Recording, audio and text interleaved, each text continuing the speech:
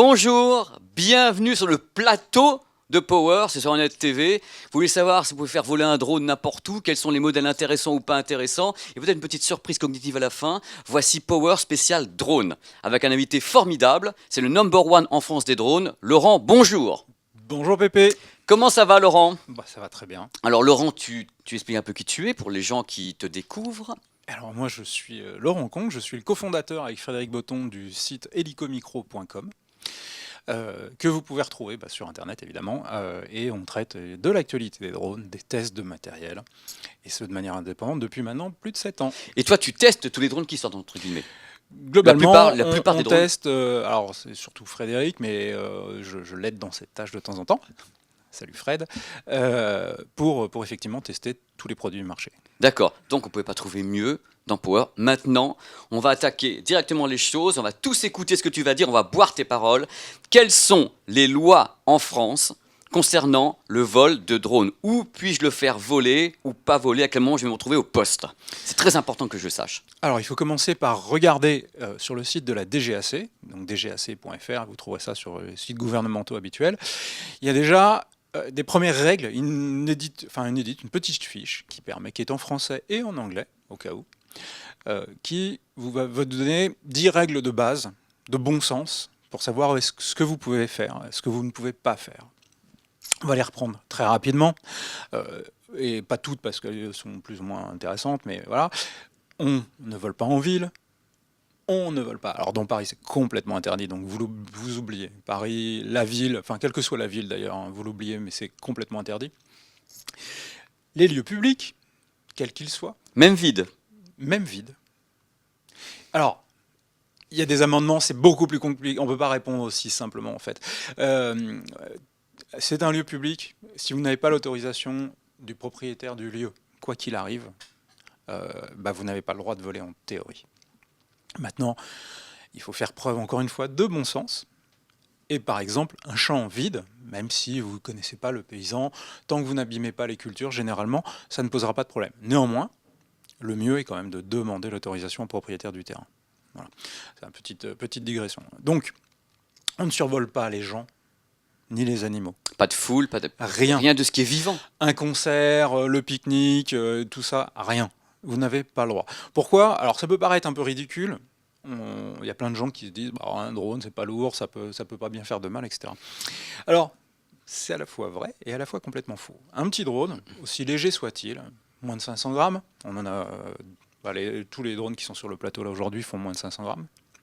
Enfin moins de 800 grammes plus exactement, sur ce qu'on a ici, ça peut paraître complètement, je dirais, anodin et absolument pas dangereux. En réalité, effectivement, alors la dangerosité est quand même, on va dire, légère, mais il suffirait que ça tombe dans le landau, de la voisine, des fils, etc., sur la tête de quelqu'un en direct. Ça va tomber de quoi 30 mètres de haut. Donc il y a une petite calcul de vitesse, poids, masse, etc. Je ne vous fais pas le détail mécanique et mathématique de la chose, mais 500 grammes qui tombent de 30 mètres de haut, ça peut faire vraiment mal. Ça peut surprendre également. Par exemple, une route, on ne survole pas une route. Des véhicules en mouvement, on ne conduit pas, on ne pilote pas son drone depuis sa voiture en mouvement non plus, ou un bateau. Voilà, c'est très à la mode, mais c'est fortement interdit en France. Juste pour rappel, la loi, le texte de loi brut, c'est 3 ans d'emprisonnement, 75 000 € d'amende. Vous faites voler votre drone dans un endroit où vous faites pincer par la gendarmerie et la police, parce que maintenant je peux vous dire que les gens et ces personnels de l'État sont au courant des lois, ils savent ce que vous pouvez faire et ne pas faire. Je peux vous assurer que vous assurez déjà la confiscation du matériel. Et qui dit matériel confisqué, dit matériel non rendu par l'État, parce qu'ils sont bien contents, les services, de se récupérer le matériel pour l'utiliser derrière, quand c'est possible. Donc, n'espérez pas le récupérer. Voilà. Donc il faut faire attention, on ne survole pas les gens. Depuis chez soi, dans sa maison, alors, on a le droit, mais attention. C'est une tolérance. Ce n'est pas un droit inscrit dans la loi d'utilisation des appareils. Alors c'est considéré comme des modèles réduits. Les drones sont, en réalité, le terme drone n'est pas acceptable. Enfin, il est passé dans l'usage courant, mais ce ne sont pas des drones. Ce sont des modèles réduits, des aéromodèles télépilotés. C'est beau, dit comme ça. Voilà. Enfin, c'est un peu long. C'est un peu long à C'est dire. un petit peu long. C'est un petit peu long à dire, mais c'est la définition exacte. Bon. Donc, chez soi, dans son jardin, on peut voler, mais pas au-delà de la hauteur de sa maison. Donc, si vous êtes en appartement, en terrasse, bah, c'est un peu la même chose. Vous ne dépassez pas la hauteur de vos fenêtres, globalement, pour ne pas aller ennuyer vos voisins, puisque derrière, bah, évidemment, rentre la question du droit à la vie privée. Donc on ne va pas filmer la voisine en train de bronzer sur le balcon. Voilà, tout simplement. Tu me parles en fin de compte de beaucoup de faits divers sur les centrales nucléaires, les aéroports. Est-ce que maintenant les drones ont des systèmes qui permettent justement de mapper, de faire un mapping de l'endroit où ils sont et qui par exemple ne décolleraient pas s'ils savent qu'ils sont à côté d'un héliport ou d'un aéroport ou d'une centrale nucléaire? Alors les drones aujourd'hui n'embarquent pas encore de solution de mapping comme tu le dis. En fait ils embarquent des GPS. Plusieurs GPS, plusieurs puces et machin. Et ils sont aussi connectés maintenant parce que tous fonctionnent, la plupart en tout cas, des drones grand public, fonctionnent au travers d'applications sur téléphone mobile. Bon, votre téléphone mobile, lui, il est équipé d'Internet. Hein. Donc, par exemple, on va prendre le cas du petit blanc qui est ici, le DJI Spark. Lui se connecte via votre smartphone. Il se pilote via le smartphone d'ailleurs. C'est un drone globalement pour faire des petites images, des selfies, etc., qui est très stable et très performant. Lui se connecte à votre smartphone qui donc sait où vous vous trouvez. Et dans le cas présent, pour reprendre le studio de Power, on est à côté de l'héliport d'Issy-les-Moulineaux. Qui est là, suivez mon bras, il est là. Et le drone ne décollera pas. Voilà. Parce qu'il va savoir que vous êtes à proximité d'un aéroport, donc vous n'avez pas le droit de voler à proximité des aéroports, des héliports, des hôpitaux, des services de l'État divers et variés, des centrales nucléaires comme tu le disais.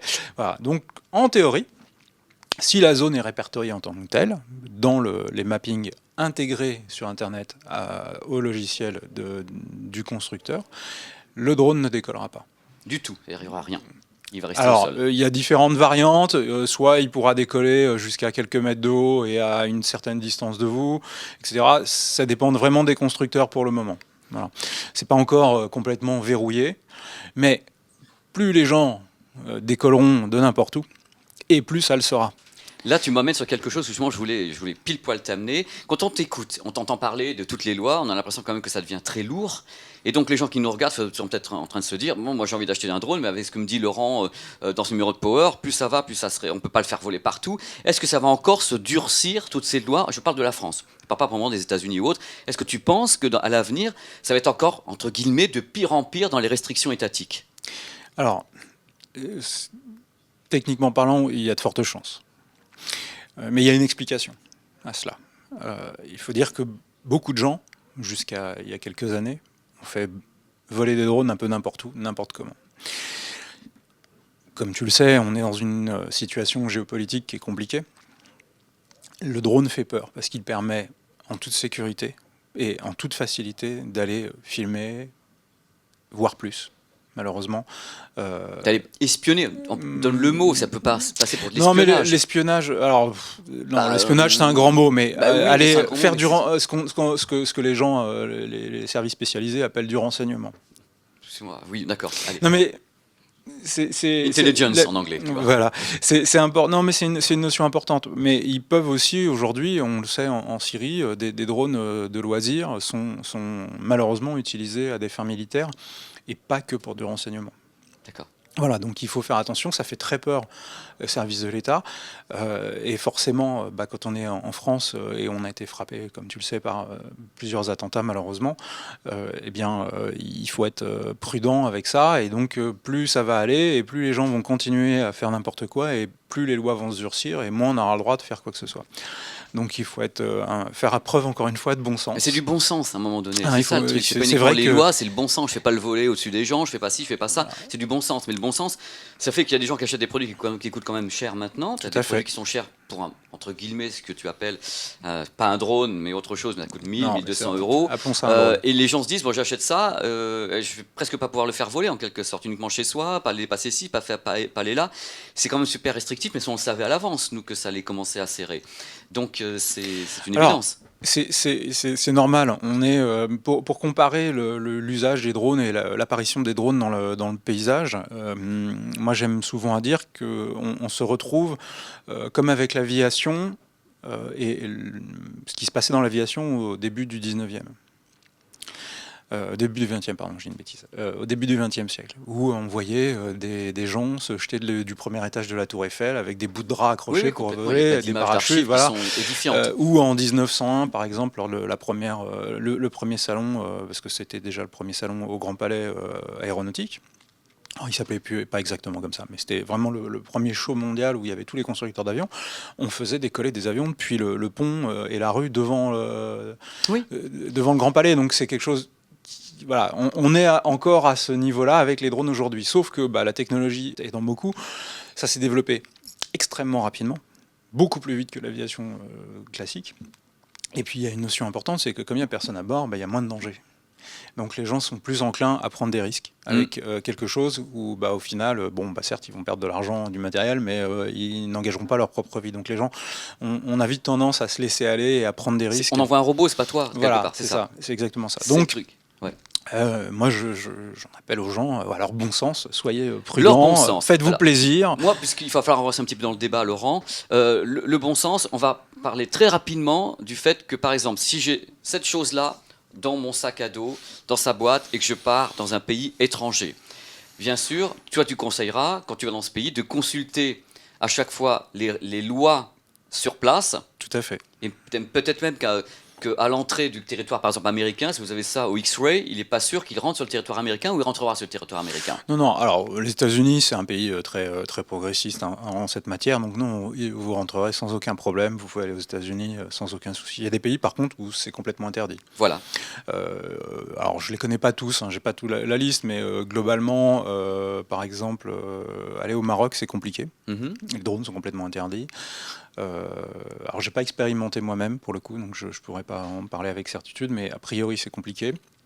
Il y a beaucoup d'autres pays, effectivement, où il vaut mieux se renseigner bien en avance, de savoir si vous pouvez ou pas emmener les drones. Pas le faire voler. Exactement. C'est ça le truc. Laurent, comme on a la chance de t'avoir sur ce plateau, tu es venu avec des produits coup de cœur que je vais commencer de présenter assez rapidement, parce on en a déjà parlé. Alors toi, tu as 3 produits que tu nous as amenés. Parle-nous-en. Moi, c'est celui-ci, bien sûr, que je vais embarquer chez moi. Alors, je te laisse faire. Alors, mes coups de cœur. On va commencer par le plus grand, le plus gros, le plus voyant, ce que vous avez à l'antenne. Voilà. Ça, c'est donc l'aile disco de chez Parrot. Et c'est à mon sens... Alors, c'est une aile volante, c'est un drone aussi, qui est autonome, que vous pilotez avec votre smartphone et en immersion avec le petit masque de réalité virtuelle que vous avez là. C'est... Pour moi, le drone ultime aujourd'hui. Alors, parce que il vole vraiment, c'est un avion, donc il y a une vraie notion de planer, et ça c'est super intéressant. Ça vole très longtemps, l'autonomie est très bonne. Moi j'ai expérimenté des vols jusqu'à plus d'une demi-heure sans problème en vol. Voilà, donc ça utilise les courants ascendants, etc. C'est un oiseau. Hein, ça se pilote effectivement comme un oiseau, c'est pas comme les multirotors qu'on a. La qualité d'image, pour le retour vidéo en tout cas, est très très bonne. Donc on est sur de l'image haute définition, etc. Ça se passe par le Wi-Fi, tout comme toujours avec Parrot. C'est très sympa à faire voler, ça vole longtemps, c'est vraiment agréable. Il y a une notion justement la notion de vol et de planer, là prend vraiment son sens avec ça. Est-ce que les gens qui auraient envie d'acheter cette aile volante ont un retour image avec ce genre de masque? Exactement. Ils peuvent avoir un retour image avec ce masque d'être Icar et de se lancer comme ça. C'est exactement. Alors le parallèle est excellent parce que c'est celui que je pensais faire. C'était vraiment l'incarnation du rêve d'Icar. C'est beaucoup plus cette aile volante. Ouais, alors justement, le parallèle est jusqu'au boutiste, puisque effectivement, il faut faire attention, malgré tout, parce que c'est un avion. Donc c'est un avion, ça peut aller vite et loin, et donc il faut faire attention à piloter. Par contre, c'est très simple à piloter, même un enfant de moins de 10 ans peut arriver à le faire voler et s'amuser avec. Attention, ça demande un peu plus d'espace, ça volera pas dans votre jardin. Non, mais il faut le Voilà. préciser. Ça demande de l'espace parce que ça va vite et loin et ça avance tout le temps. On ne peut pas C'est l'arrêter. pour ça qu'en Parole l'a présenté, ils ont choisi les grands espaces américains. Voilà, Voilà, parce que exactement. vous l'avez fait, je crois, à Palm Springs. À Palm Springs. À Palm Springs. Exactement. Celui-ci, Laurent, qui est tout petit, tout mignon. Alors ça, Prenez dans la main. c'est la toute dernière nouveauté de Parrot qui est sortie, qui est disponible dans le commerce aujourd'hui. C'est le Donc, Mambo FPV. aujourd'hui, tu donnes la date parce que l'émission Oui, est donc encore en direct. nous sommes le 16, On enregistre le 16, donc Voilà. c'est disponible depuis 15 18. jours. voilà, c'est le 18. Ouais. Nous sommes le 18 septembre, donc c'est 15 disponible jours. depuis le 18 septembre. Donc là, on est sur un petit drone, un petit multirotor, comme vous le voyez, que l'on équipe d'une caméra HD 720p avec un retour sur écran, sur votre téléphone, via l'application. Alors, c'est une nouveauté parce que vous pilotez en FPV, donc en immersion. FPV, c'est First Person View, en bon anglais. Comme pour le gaming à first shooter. Et là, c'est. C'est un peu ça. Et donc là, vous pouvez vous amuser à faire une course dans votre jardin, dans votre maison, parce que le drone est tout petit, évidemment. Ça peut passer sous les fenêtres, dans les fenêtres, sous les tables, entre les pieds de chaise. Et là, toute votre maison devient un circuit de compétition et c'est super marrant. Ça, c'est vraiment le truc sympa. Ça vaut de mémoire 179 €. Tout compris. C'est entre guillemets abordable pour les gens. C'est assez abordable. Ça peut voler jusqu'à 10 minutes. Mhm. Donc, c'est super pour s'initier à la discipline. Entre guillemets, pour le très grand public. Quoi. Pour le très grand public, c'est super cool. Ça a l'avantage d'être extrêmement stabilisé, donc tout le monde peut le piloter. D'accord. Les Sans enfants, danger, simple d'accès, mignon. Voilà, c'est vraiment bien. Et si on veut passer à l'étape au-dessus, alors c'est le coup de cœur. Ça, c'est l'autre coup de cœur. Dans les petits multirotors de prise de vue, puisque là, on a l'équivalent, c'est un multirotor de prise de vue avec une nacelle, une caméra stabilisée, un système d'évitement d'obstacles. Tout est là, ça se pilote avec son smartphone, c'est le DJI Spark.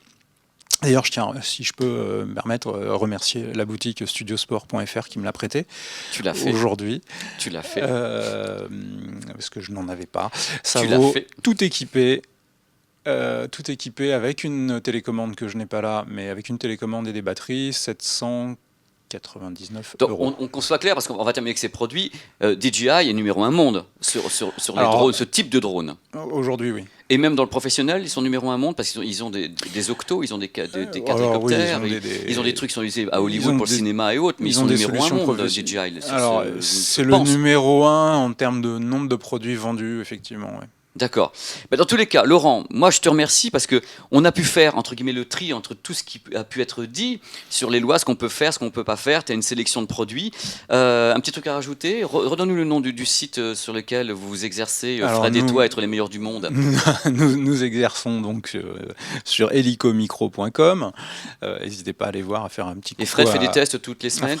Toutes les semaines, il y a des tests. Tous les tests, jours, il y a des actualités. Tout type de drones, je veux dire, des drones qui sont pas chers du tout, et des trucs beaucoup plus chers. On fait de tout. Ouais, on ne se limite pas à un type particulier, on teste vraiment tout le truc. Un truc important, allez avant de voler sur le site de la DGAC, allez sur le portail des cartes sur lequel vous avez le droit de voler ou pas pour voir si vous n'êtes pas dans un couloir aérien. C'est hyper important. Ça évitera beaucoup de problèmes à vous, mais aussi aux gens qui pourraient être dans un avion de tourisme ou dans un avion militaire. Laurent, merci pour ce conseil, parce que je crois que c'est basique, il ne faut quand même pas jouer la vie des autres et se retrouver en plus très ennuyé à la vie. Alors oui, non, mais c'est surtout une question de bon sens. Il y a des moyens de s'informer aujourd'hui, il faut en profiter. Les cartes sont pas forcément faciles à lire, mais je vous en prie, si vous voyez un truc rouge, un gros point rouge là où vous êtes, n'y allez pas. Ne volez pas. Comme dans la nature, Voilà. quand c'est rouge, il ne faut pas y aller. Voilà. Donc je te remercie beaucoup, c'était limpide. Le mot qui revient à chaque fois dans ton discours, c'est le bon sens. Et je crois que c'est ce qu'on peut dire aux gens qui nous regardent, du bon sens quand vous essayez de faire voler un truc. Exactement. On va finir avec un bonus dans cette émission. Un truc que tu t'y attends pas, et moi je ne t'y attendais pas. Je suis allé à Nantes Digital Week ce week-end, et j'ai vu des neurochirurgiens qui m'ont montré qu'on pouvait piloter un drone par la pensée, avec un système de capteurs et autres. Tu en as entendu parler certainement. Tout à fait. Et là, on va le voir. Merci Laurent, c'était un plaisir de te recevoir. Mais merci pour l'invitation. Je t'en prie. Allez, on part directement à Nantes pour Nantes Digital Week avec un drone contrôlé par la pensée. Power. Mais qu'est-ce qu'il est bien ce numéro de Power. On va continuer, je suis à Nantes Digital Week, on va continuer avec les drones et une expérience avec un neurochirurgien qui est ici, qui s'appelle Vincent. Salut. Bonjour. Ça va Vincent? Très bien, Pépé, et toi? Super bien. Il paraît que tu es capable de faire voler un drone, des commandes dans tous les cas du drone, avec uniquement ton cerveau. Effectivement, on a peine à le croire, mais avec notre équipe d'ingénieurs, notamment Aurélien Van Langenhoff qui est juste derrière et qui est en train de piloter, on a réussi en utilisant un appareil d'électroencéphalogramme, un appareil médical qui sert à détecter l'activité électrique produite par le cerveau lorsque tu effectues une tâche. On a réussi à analyser cette activité pour envoyer des commandes à un pilotage de drone, donc pour le déplacer à droite à gauche, en haut en bas.